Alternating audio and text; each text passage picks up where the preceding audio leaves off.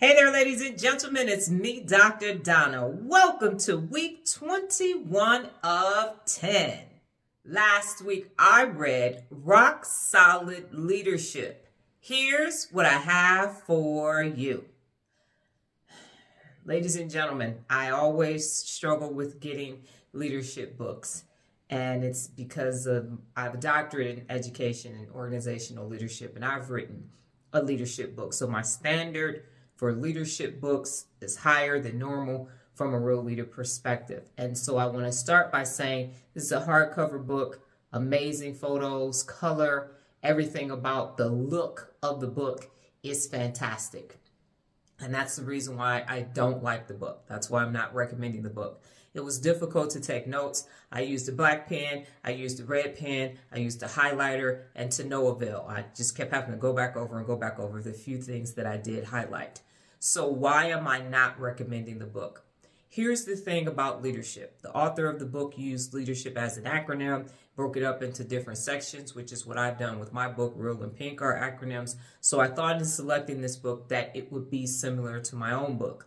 But why I'm not recommending this book is when someone is over the age of 50 and they write a book, they've been here for 5 decades. And when they have a business and they have life experiences, for me, the book needs to be about their leadership experiences, and it really shouldn't include that much other information.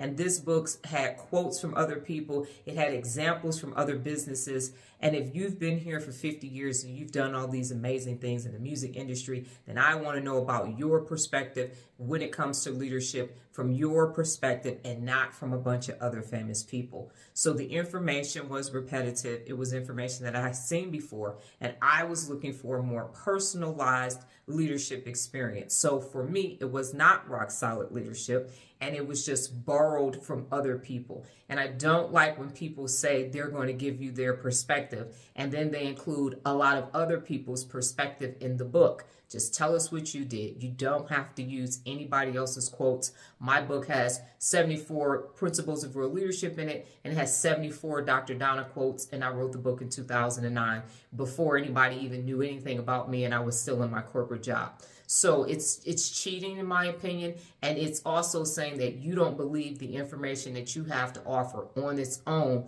is value added. So then you let the publisher and everybody else come in and say, put these things in there, put this in there, put this famous quote in there, put this famous quote.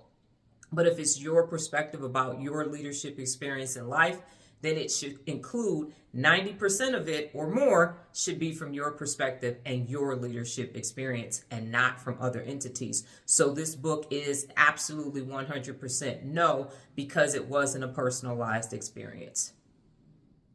Last week's next cycle, my daughter and I went on, as I like to call it, a symbol palooza. And so we took on some major projects last week. We put together 4 7th Avenue couches. We put together a pergola with a swing outside in the backyard. We then went to the strip and we set up booths for West Oak in the convention center in the parking lot, and then took all of that down.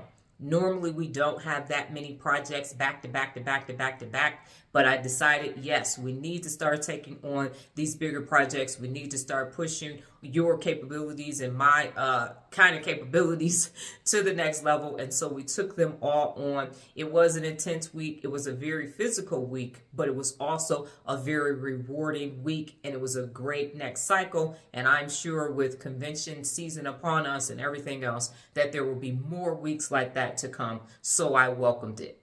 Almost in theory. It was still a good experience and a good next cycle. This week's book, An Imperfect Spy.